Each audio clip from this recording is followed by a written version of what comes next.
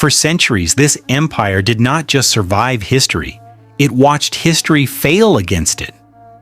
When Rome in the West collapsed into chaos, this empire stood. When waves of invaders poured out of Asia and the Middle East, it endured. When Europe sank into the Dark Ages, its libraries stayed lit, its laws intact, its capital rich beyond imagination. Kings and caliphs came and went, but Constantinople remained, crowned by gold, protected by stone, and convinced of one dangerous idea, that it was chosen to last forever. That belief would be its final mistake. By the mid-1400s, the Byzantine Empire was no longer an empire in any real sense. It was a memory defended by walls. Once it ruled from Spain to Syria. Now, it controlled little more than Constantinople itself, a shrinking population, and a handful of isolated territories that could not help each other. The city that once held nearly 500,000 people barely held 50,000. Entire districts lay abandoned. Palaces crumbled. Churches echoed with emptiness. But the walls still stood. The Theodosian Walls were not just fortifications, they were legend. 3 layers thick, reinforced with towers every few meters, protected by a massive moat, they had repelled every serious assault for 1,000 years. Arab armies failed, Bulgarian kings failed. Even the Crusaders only entered the city once, through betrayal, not force. Over time, the walls stopped being questioned. They became faith. Inside Constantinople, people believed they were living inside history's exception. Outside the city, a young ruler was preparing to prove them wrong. In 1451, the Ottoman throne passed to Mehmed II, a 21-year-old who had already tasted humiliation once. He had ruled briefly before, been removed, and then restored. Many in Europe and Byzantium dismissed him as impulsive, inexperienced, and unstable. They assumed he would behave like the sultans before him, threatening Constantinople, extracting tribute, then moving on. Mehmed had no intention of moving on. He understood something the Byzantines did not. Constantinople was not just a city, it was a lock. Whoever controlled it controlled trade, military movement, and the symbolic inheritance of Rome itself. Without Constantinople, Byzantium was dead. With Constantinople, the Ottomans would become an empire that could not be ignored. So Mehmed prepared meticulously. He built a massive fortress on the European side of the Bosphorus, directly opposite an older Ottoman fort. Together, they strangled the sea route into the city. Byzantine diplomats protested. Mehmed ignored them. When a Venetian ship tried to pass without permission, it was sunk, and its crew executed. The message was unmistakable. This time, there would be no retreat. The most revolutionary element of Mehmed's plan was artillery. Gunpowder had existed for centuries, but never at this scale. Mehmed hired engineers from across Europe, including a Hungarian cannon maker named Urban. What they built terrified everyone who saw it. Cannons so large they cracked roads when moved. Stone projectiles weighing hundreds of kilograms. Weapons that took hours to reload and could shatter ancient walls with repeated strikes. The Byzantines watched from their towers as these monsters were dragged into position. They had never faced this before. When the siege began in April 1453, the imbalance was brutal. The Ottomans arrived with somewhere between 80,000 and 100,000 troops. The Byzantines could field fewer than 7,000 defenders. Many were foreign mercenaries. Among them was Giovanni Giustiniani, a Genoese commander whose experience in siege warfare gave the city its best chance of survival. At the center of it all stood Emperor Constantine XI. He was not a powerful emperor, he ruled little, he commanded less. But he understood one thing with painful clarity. If Constantinople fell, there would be no Byzantium left to save. There would be no exile empire, no restoration. This was the end of a line stretching back to Augustus and Constantine the Great. The cannons began to fire. Each blast shook the city. Churches cracked, houses collapsed, Sections of the wall crumbled for the first time in a millennium.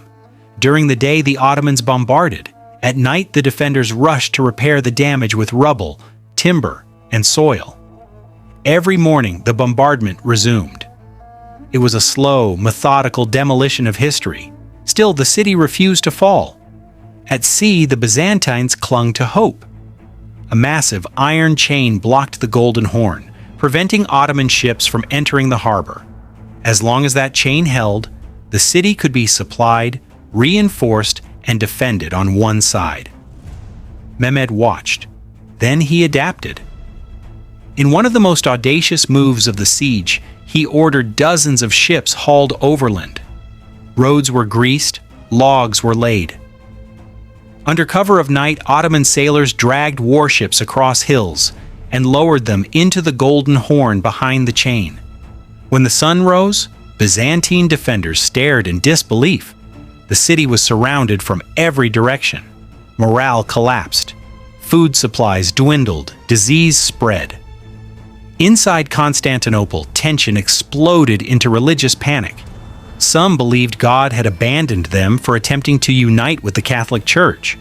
Others believed salvation would come at the last moment, as it always had. Prophecies circulated. Omens were read into shadows and sounds.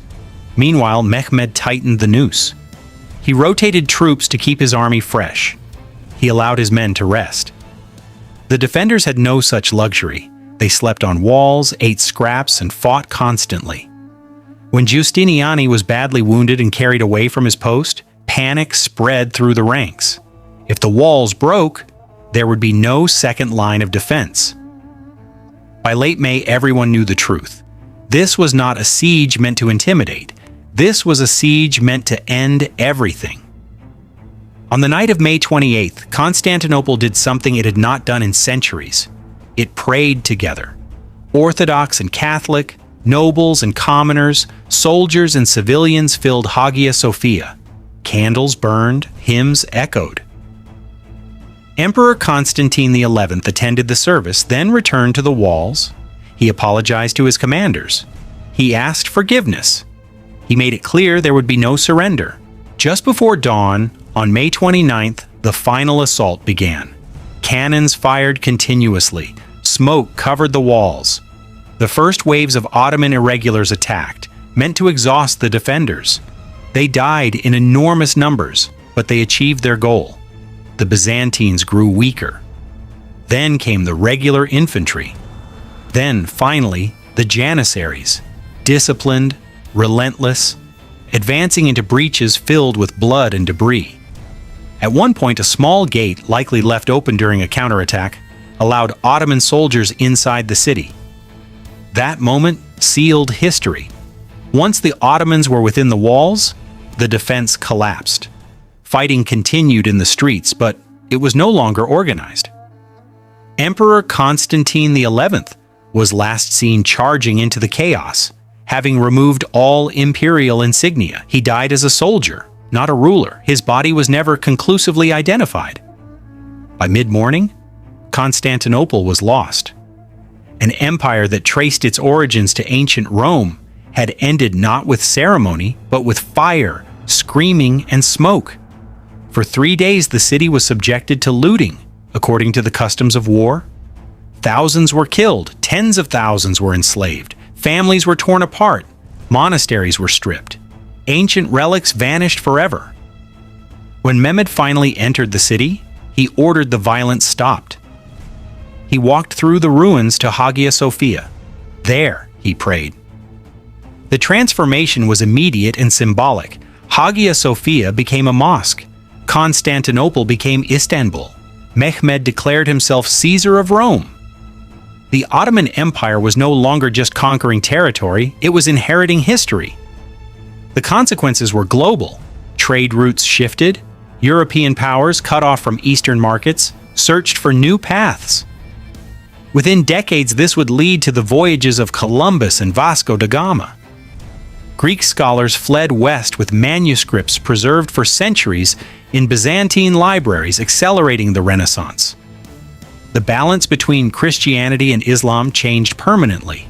A new superpower had emerged, and all of it traced back to one night. The terrifying lesson of Constantinople is not that empires fall when they are weak.